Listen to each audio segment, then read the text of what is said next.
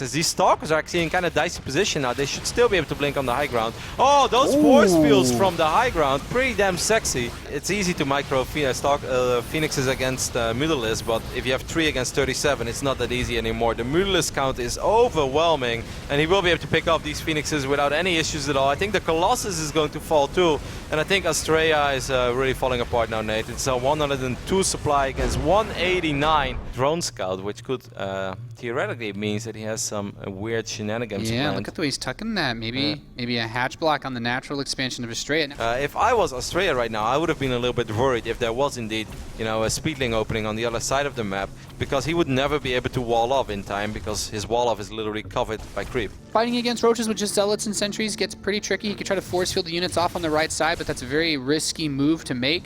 He wants to, of course, keep the energy in the Mothership Core for a recall, trying to pick off one of these queens as the Spine moves over. Spine not able to place, force fields the Zerglings away, and the Zealots starting to get to work on a bit of this army. And of course, you can force field this area off so easily, but he wants to chase some of these slow retreating units like the queens.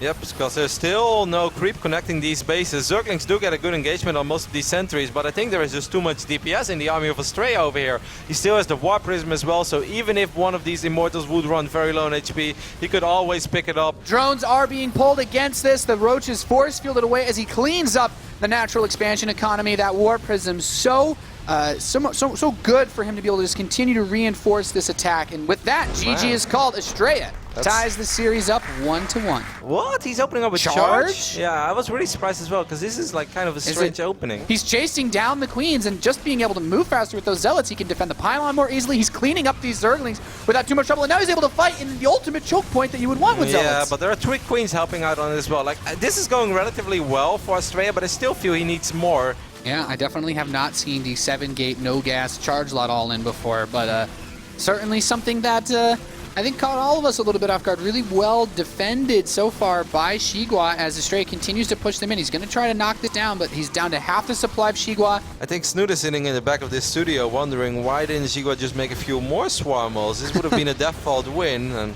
Snoot is also wondering where the creep spread is, I guess. Ooh. Those forces are really nice too. Man, Astrea is really making stuff happen. Of course, the Mutalisk are still going to be very scary. You're going to have to recall out immediately. But I don't know, Kev. Astrea needs to make sure that he at least keeps 1 mining base. That is something that he definitely needs. He can lose his main and his natural, but he needs at least 1 mining base. And he's sending most of the Stalkers back, but that Nexus was already so injured from the initial Zergling pressure. He's just running the probes to the army so that he can keep them alive, but it doesn't look like they're going to get there in time. Maybe a few.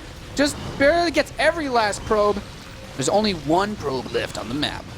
It's in an assimilator. It was hidden in the assimilator. That's kind of funny.